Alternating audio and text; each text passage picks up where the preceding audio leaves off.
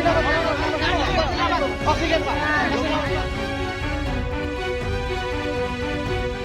iya, kalau itu nggak ada peringatan, nggak ada sama sekali. Nggak ada. Jadi gempa itu memang memiliki recurrent period atau return period atau periode ulang.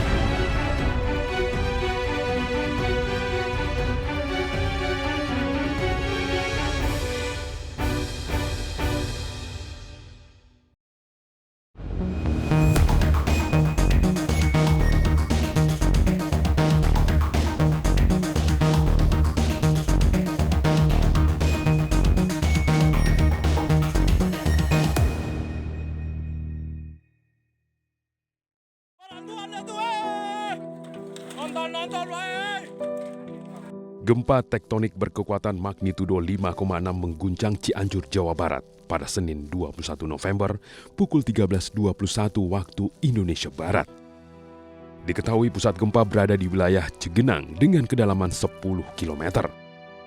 Gempa yang berlangsung sekitar 30 detik ini sontak meluluh lantahkan ribuan bangunan yang berada di Kabupaten Cianjur. Bahkan guncangan gempa juga memicu bencana longsor yang merenggut nyawa puluhan jiwa warga. Yang paling penting setelah nanti evakuasi ini selesai, distribusi bantuan sudah bisa menjangkau ke semua lokasi, baru babak berikutnya adalah rehabilitasi untuk rumah-rumah yang roboh berat, sedang maupun yang ringan. Yang sudah saya sampaikan hari Selasa yang lalu, 50 juta untuk yang rusak berat, yang sedang 25 juta, yang ringan 10 juta. Berdasarkan data hingga Minggu 27 November 2022, Badan Nasional Penanggulangan Bencana atau BNPB mencatat total ada 321 orang meninggal dunia akibat gempa di Cianjur. Korban luka berat tercatat sebanyak 108 orang yang dirawat di beberapa rumah sakit. Sementara jumlah pengungsi yang terdampak mencapai 73.874 orang yang terdiri dari 33.713 pengungsi laki-laki dan 40.161 pengungsi perempuan. Di Desa Mangunkerta, Kampung Gintung, pasangan suami istri Budi Irawan dan Fitri harus merelakan kepergian Anissa, putri tercintanya. Anissa, sang buah hati yang baru berusia 4 tahun, ditemukan tim relawan dalam keadaan meninggal dunia akibat tertimbun material reruntuhan selama 3 hari. Jasad Anissa ditemukan di ruang tengah rumahnya dalam posisi terlentang. Menurut orang tua korban, saat gempa terjadi Anissa sedang berada di rumah bersama neneknya, sementara orang tuanya bekerja. Beruntung nenek korban selamat dalam peristiwa nahas tersebut. Pada waktu kejadian, almarhumah ini sedang berada di mana nih? Lagi di rumah sama neneknya, karena saya kerja, jadi dia sehari-hari sama neneknya. Dulu berputar. Angkat kulkas berputar. Sementara itu di Desa Wangunkerta, Asrika ditemukan sudah tak bernyawa tertimbun puing-puing reruntuhan rumah dalam keadaan telungkup. Petugas dibantu masyarakat langsung menyerahkan jasad Asrika kepada keluarga untuk dimakamkan secara layak. Kami dari gabungan tim rescue menyerahkan jasad yang telah kami temukan untuk dimakamkan. Asrika ditemukan petugas di kedalaman 1 meter setelah 4 hari masa pencarian.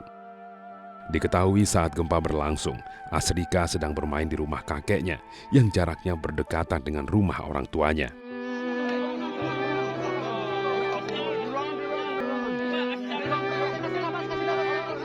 Berbeda dengan nasib Anissa dan Asrika, Aska berhasil dievakuasi petugas dari reruntuhan rumah yang roboh akibat guncangan gempa di Kampung Rawacina, Desa Nagrak.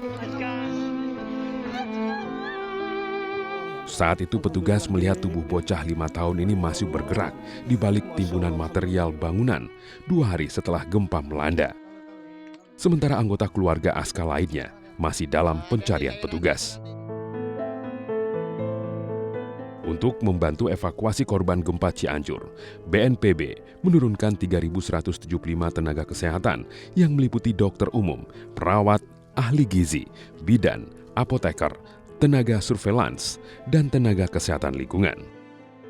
BNPB juga sempat menyampaikan bahwa Satuan Tugas atau Satgas Gabungan sudah menemukan titik pengungsian di seluruh Kabupaten Cianjur. Secara keseluruhan ada 325 titik pengungsi yang tersebar di semua wilayah Cianjur. Dari total titik pengungsian, 183 diantaranya dapat menampung lebih dari 25 orang pengungsi. Sedangkan 142 titik lainnya merupakan pengungsian mandiri yang didirikan oleh masyarakat setempat dengan jumlah pengungsi kurang dari 25 orang. Hampir 2 pekan berlalu, namun proses evakuasi dan pemulihan korban gempa Cianjur masih terus berlangsung. Sejuta tanya pun mengemuka, mengapa banyak jatuh korban jiwa warga tak berdosa. Tim iNews mencoba mencari jawabnya dengan menelusuri bagaimana sistem mitigasi bencana alam di Cianjur bekerja. Sesaat lagi, hanya di iNews Files.